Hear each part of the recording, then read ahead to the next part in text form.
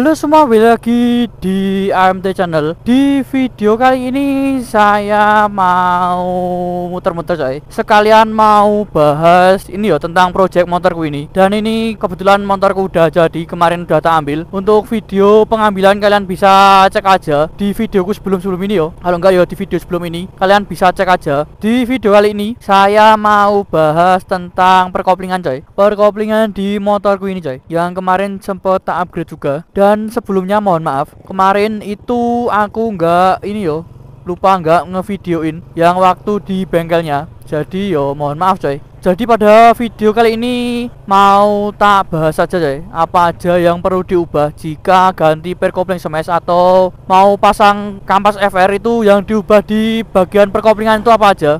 Oke coy, kita langsung bahas aja. Kita bahas mulai dari ini dulu di bagian perkopling. Untuk bagian perkopling itu, kalau mau diganti smash itu kalian harus bubut rumah perkoplingnya coy. Yang sebelumnya itu ukurannya untuk standar itu kecil, itu agak dibubut, dibesarin dengan seukuran si perkopling smashnya coy. Jadi itu harus dibubut ke empat-empatnya, dibubut supaya perkopling smash itu bisa masuk ke rumah koplingnya itu coy. Dan untuk bagian perkopling itu yang diubah cuman itu aja coy, ubahan sih perlu diubah Oh ya, untuk tambahan kalau mau pasang perkopling smash, baut yang untuk ngebaut perkoplingnya itu kan ukurannya masih ukuran seukuran perkopling standar. Jadi modelnya itu kecil baut sama ringnya itu modelnya kecil, jadi cuman buat ukuran standar lah. Nah itu kalian harus ubah atau beliin ringnya itu yang bahannya kayak apa duralium, kalau enggak tembaga. Yang itu ada yang model tembaga.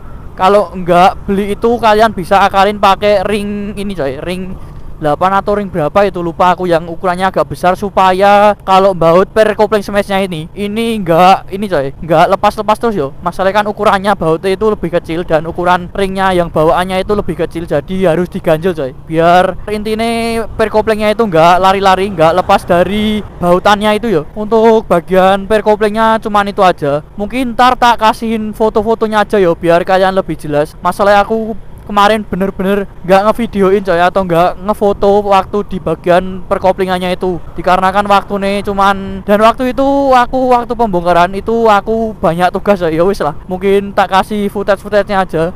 Untuk foto-fotonya aku tak cari di Google atau di mana.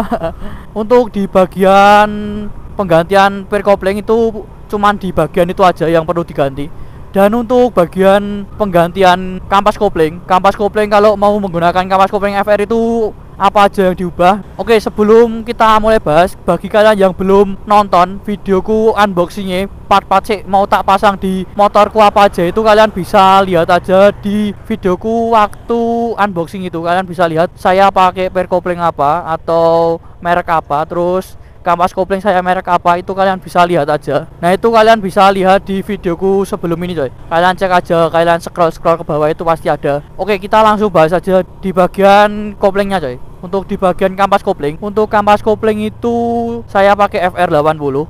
Jadi itu diameter kampasnya itu lebih besar dibandingkan kampas kopling standar. Ntar tak kasih fotonya perbedaan nih.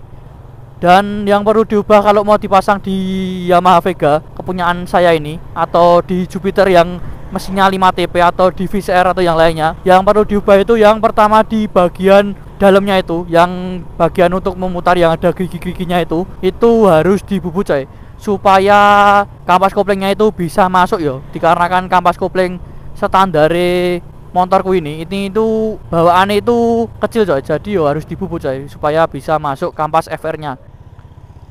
Dan tentunya supaya platnya juga itu bisa masuk ke dalam omah-omahan itu coy, omah-omahan koplingnya Terus untuk ubahan yang di dalam itu udah. Terus yang kedua itu yang harus dibubut itu ininya coy, di bagian ini omahan sih, bagian luar itu kan omahan dalam itu yang ada gigi-giginya. Terus rumahan luar itu harus digerinda dikit coy supaya kampas kopling FR itu bisa masuk dikarenakan ganjel-ganjel buat si kampas kopling itu lebih besar daripada kampas kopling standar coy, jadi harus dilebarin dikit Nah cuman itu aja sih coy yang perlu diubah. Sebenarnya nggak terlalu banyak tapi paman dilakoke dewe itu agak sulit menurutku. Dilakuin sendiri itu agak sulit, jadi wis lah kemarin tak serahin di bengkel. Aku kemarin garap mesinnya itu di daerah utara Maguwo di bengkel ini yo Plonteng Jogja. Kalian bisa cari aja bengkel motor Plonteng Jogja di Google Map. Bagi kalian yang wilayah Jogja itu semua motor di sana nerima coy. Mau garap metik atau yang lainnya semua itu nerima. Setelah itu untuk ubahan yang selanjutnya itu berada di kampas koplingnya sendiri coy. Untuk pengganjalnya itu, pengganjal yang di samping-samping kampas kopling itu kan tempat FR itu terlalu besar dan terlalu panjang. Nah, untuk panjangnya itu harus disesuaikan dengan panjang kampas kopling standar coy. Jadi harus dipotong ya supaya nggak nabrak ke bak koplingnya. Supaya bisa muter lah. Kalau umpamanya nggak dipotong itu harus ini coy, nyewa bak koplingnya ya kalau nggak salah harus nyewa itu. Jadi ya wis lah dipotong aja daripada ntar nyewa bak koplingnya ribet, mending itu dipotong aja untuk pengganjal di kampas koplingnya coy. Untuk ubahannya berikutnya itu nggak ada, cuman itu aja yang perlu diubah kalau mau pasang kampas kopling FR sama ini yo pasang per kopling smash, itu kurang lebih seperti itu.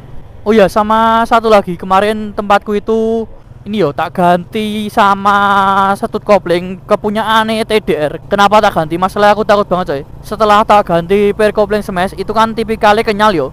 Ini tipikalnya kenyal.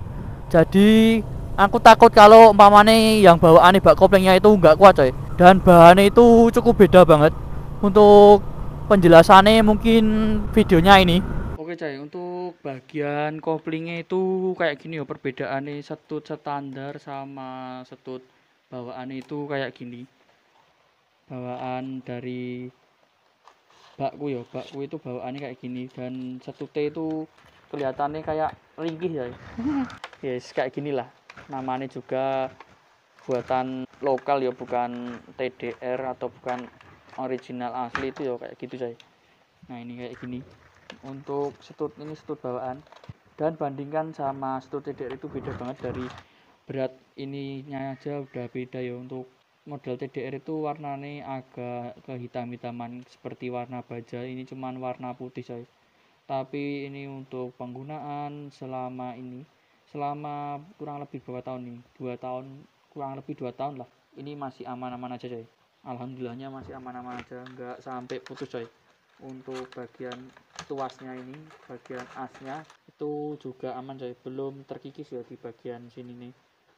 Nah, ini belum terkikis, masih aman kayak gitu. Makanya saya ganti TDR yo gara-gara nih itu coy. Ini nih takut putus aja coy, ngeri coy kalau udah putus dan ntar baknya nggak bisa copot malah berabe. Yo islah tak ganti aja pakai TDR coy, dan bahannya lebih bagus yo.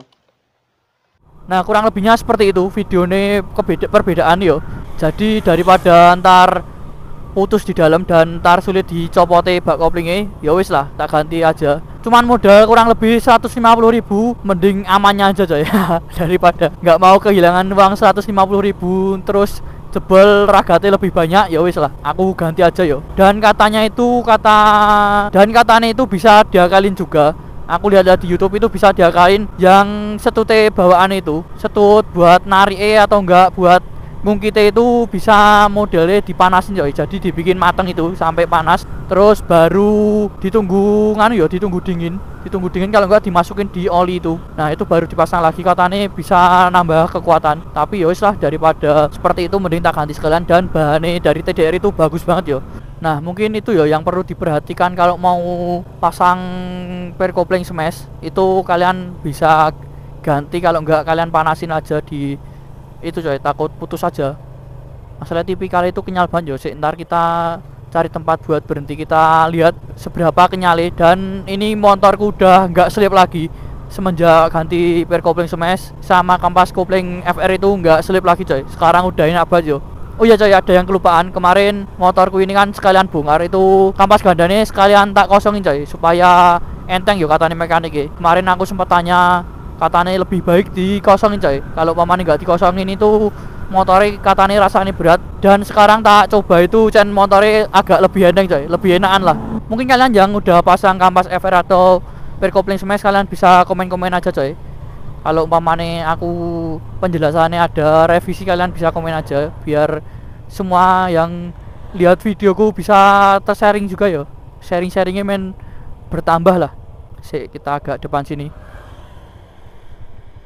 Oh iya, untuk koplingnya seperti ini motornya tak matikan dulu biar tahu yo ini rasane tipikal itu kenyal. Kalau awal-awal pakai pair kopling standar itu lemes banget yo, lemes banget. Jadi kalian kalau ngerasa ini mungkin lebih kerasa berat yo, tapi ini menurutku tipikalnya kenyal. Tapi kalau udah terbiasa itu rasanya enak banget coy. Dan ini ya seperti ini yo, ini rasanya lebih kencang, lebih kenyal lah daripada pair kopling standar itu kelihatannya lemes banget coy. Dan ini biasanya aku kalau ngopling itu 2 jari kayak gini. Nah ini kemungkinan kalian kalau pakai pair kopling smash bisa tapi agak capek coy. Mending sekarang 3 jari ya lebih enak. Nah seperti ini. Untuk responsifnya kopling ini kita langsung coba aja coy. Kita sekalian jalan, kita hidupin motor, kita coba bagaimana apa tenaga nih kalau udah pakai pair kopling sama kampas FR. Nah ini coy, bisa apa langsung willy yo. Nah ini coy bisa jengat-jengat sekarang. Dan ini tanpa selip coy, jadi motor itu lebih enak, lebih responsif. Untuk biaya bikin kopling ini aku lupa coy, lupa banget betul. Masalahnya kemarin itu aku lupa minta ini yo, minta apa nota, jadi yo maklum coy kalau lupa. Yang jelas kemarin aku sekalian ini yo ngolter si motorku ini, sekalian tak oversize. Oke lah coy, mungkin segitu aja yo di video kali ini. Semoga sharing-sharing ini bisa bermanfaat kepada kalian semua. Kalau ada tambahan atau yang lainnya bisa komen aja di kolom komentar. Kalau ada pertanyaan atau yang lainnya bisa DM aku aja di Instagramku, namanya di pojok kiri sini.